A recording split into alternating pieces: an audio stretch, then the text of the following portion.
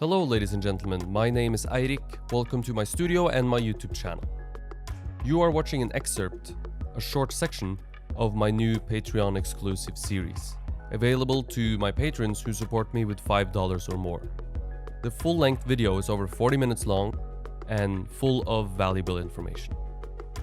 To see the full episode, you have to go on my Patreon page, patreon.com/Eirik Arnesen. There's a link in the description below. You have to be a Patreon supporter of $5 or more in order to see the videos. Once you become a supporter, you will instantly have access to all the videos. You will find the videos by clicking the post button here. The videos should appear if you have pledged $5 or more. You can refine your search at the top of the page here if you cannot find them. For now, however, sit back, relax, enjoy some royalty-free music, and have a look at the tools and materials I use when making my sculptures.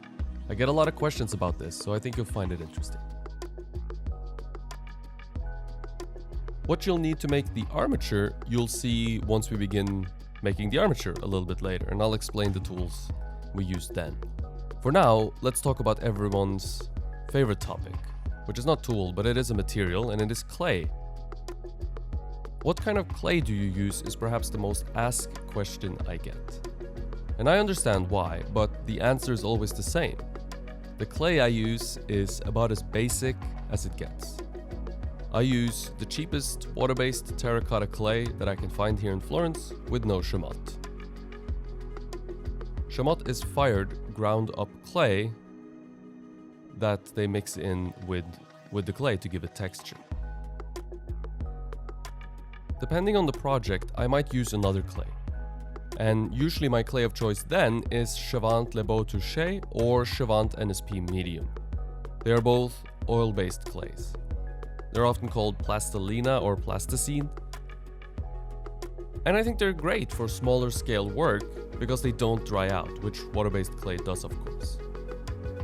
If I make anything smaller than half-life size scale, I prefer to use oil-based clay. Without a certain mass, water-based clay dries out too fast to be used easily. We'll be working in half-life size scale, so I will be using water-based clay. Water-based clay needs to be managed. This means spraying it with water and wrapping up the sculpture in plastic when you're not working on it. A last note on oil-based clays. They are usually pretty hard and they need to be heated up before using if you want to use them easily and fast anyways. I use a ceramic space heater for this purpose, the same heater that I use for keeping my models warm. But you can use any lamp that gives off heat. Be careful, however, as it is very easy to burn yourself on hot oil-based clay.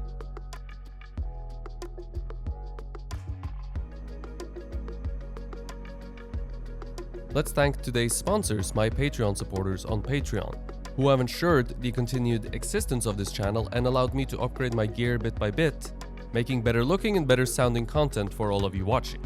If you are interested in supporting the channel or perhaps interested in getting personal feedback on your sculptures from me, then Patreon is the place for you.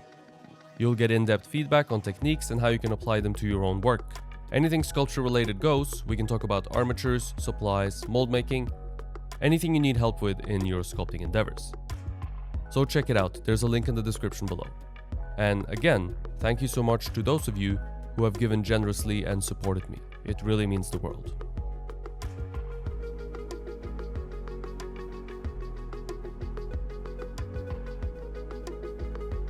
The tools that I use to make my sculptures are fairly standard. The most important and useful tool is your head. Depending on your head, of course. Most of the work should not heavily depend on your dexterity or the tool of choice, but on the questions you ask yourself when observing your sculpture from a distance. The second most important and useful tool is your hands. It's been said before many times, but the tools really don't matter. You can sculpt eyebrows with a C-clamp if you know what you're doing. Still, having good tools is always nice, and I'm a bit of a nut for tools myself, so here we go. Let's start off talking about the tools. My head and my hands, of course, and I use an assortment of rakes, loops, and wood tools. First off, a couple of rakes that I use from Sculpture House. Sculpture House make excellent tools, though they are a bit hard to come by, especially if you're in Europe, but you can find other rakes for sure. A rake is essentially like a loop tool, except that it has teeth, which means that when you are removing clay, it will leave a texture. The teeth cause the tool to leave a more even surface when you pass over it, even though there will be tool marks left. I find these tools do well cleaning up areas that are hard to get into with the wood tool, and they do tend to leave a very organic finish, a very organic surface, very fast and very easily. But you should be careful when using them, as they remove clay, which in turns flatten out your sculpture. Relying too much on these tools tend to get people into trouble, I find. You can rake away a lot of good work that you've done, unless you are very, very careful. These tools are great, but far from my most used tools, and they are tools you should use with a lot of caution, I think. I have a few different sizes with no real notable difference between them, really, other than the size. I use whatever tool works in whatever scenario or area I am working in. If I work on the buttocks, I'm not going to use the same tool that I would use if I'm working on the eyebrow, for example, or the eyelid. I really like to have at least one rounded end for more general application and one V-shaped end that can function as a tool for flattening areas and creating sharp corners using the flat side of the V, and using the tip of the V to get into very small areas where the rounded end doesn't fit. And you'll see some more of this approach with a couple of my other tools as well, actually.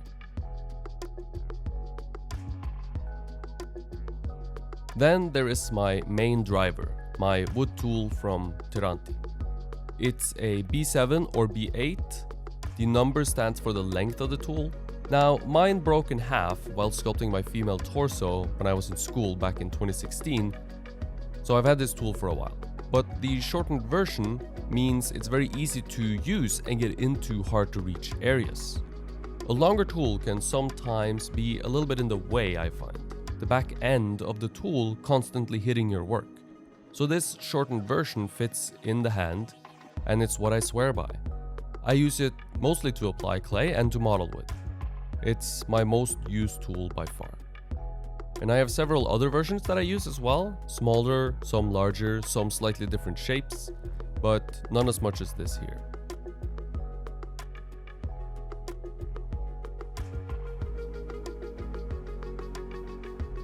Let's take a quick second to talk about some updates that's been made to my Patreon page recently. Today, on November 7th, I'll be putting out exclusive Patreon content for the first time. Videos that you will only have access to if you are my supporter on Patreon.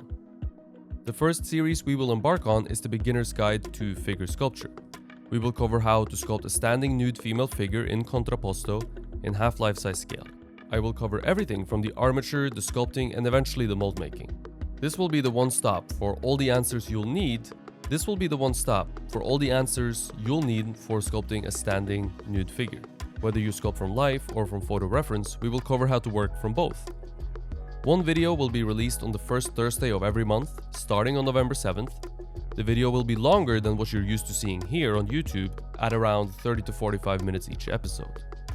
It will all be real-time footage, no time lapses, and I will do my best to use a very linear process with clearly defined steps, making it both easy to follow and easy to do on your own. Any patron pledging $5 or more will get access to the videos. I'm excited to finally be putting out exclusive Patreon content to my patrons whose support is greatly appreciated. So check out my Patreon page to watch the full video by clicking the link in the description below.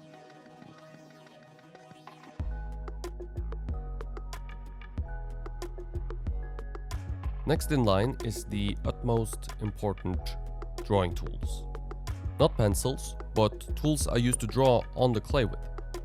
I draw a lot of my proposed answers to the questions I ask myself on the clay surface of my sculpture. This way, I am not committed to the answer by adding clay. I can adjust the drawing after observing the mark I've made from a distance, and only then do I commit to my answer by adding clay to my sculpture.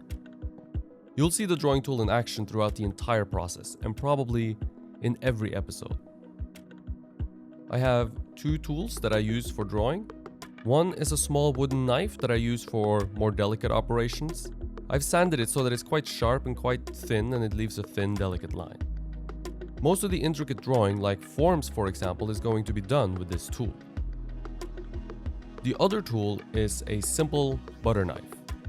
I found this tool at some point in the studio, discarded somewhere, and I tested it out by chance as a drawing tool, and I loved it. Now I use it all the time. I use it for drawing where I need big marks and clear, straight lines. Things like the line showing the tilt of the pelvis and my center line are drawn with this humble butter knife.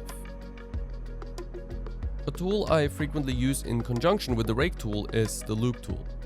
The loop tool is similar to the rake except that it has no teeth, which means it leaves a smooth surface. I use it a lot at the end to clean up the surface or to model smaller areas.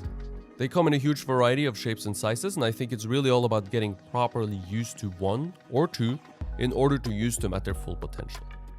I have a bunch of course, but I only use one or two most of the time. I use the plumb line quite frequently to make sure whatever I measure that I'd like to be plumb is plumb. You can use a simple straight-edged tool as well, but the plumb line ensures that things are plumb and true. I use it when checking the balance on my figure, for example, and I use it in other comparative operations as well. I just find the plumb line very, very useful.